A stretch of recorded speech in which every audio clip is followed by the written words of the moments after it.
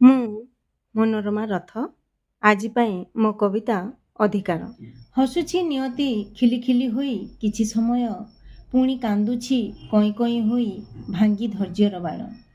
ମୁହଁ ଲୁଚେଇ କେତେ ସହିବ ତାଡ଼ନା ସମାଜର, ମିତ୍ର ପାଲଟିଛି ଶତ୍ରୁ ଯହିଁରେ ପିଆଇ ବିଶ୍ୱାସଘାତକତାର ଜହର। ଏକା ଲଢ଼ି ଲଢ଼ି କେତେ ବା ଲଢ଼ିବ ନୃଶଂସୟନର ରାକ୍ଷସ ସାଥେ।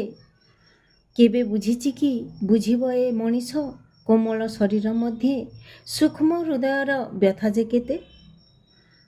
ଜଳୁଛି ଶରୀର ଜଳୁଛି ଆତ୍ମା ଅନ୍ୟାୟର କ୍ଳିଷ୍ଟ ପଥେ, ବାହୁନି ବାହୁନି କାନ୍ଦୁଛି ନିର୍ବଳା ଦୀର୍ଘ ଶ୍ୱାସ ଛାଡ଼ି ଜୁଇରେ ସତେ। କେତେ ଯେ ତାଡ଼ନା କେତେ ଯେ ଯାତନା ନିରୀହ ଝିଅଟିର ଜୀବନ ପଥେ, ପ୍ରତି ମୁହୂର୍ତ୍ତେ ଚିତ୍କାର ଛାଡ଼ୁଛି ଛଟପଟ ହେଉଛି କର୍ତ୍ତବ୍ୟ ପଥେ।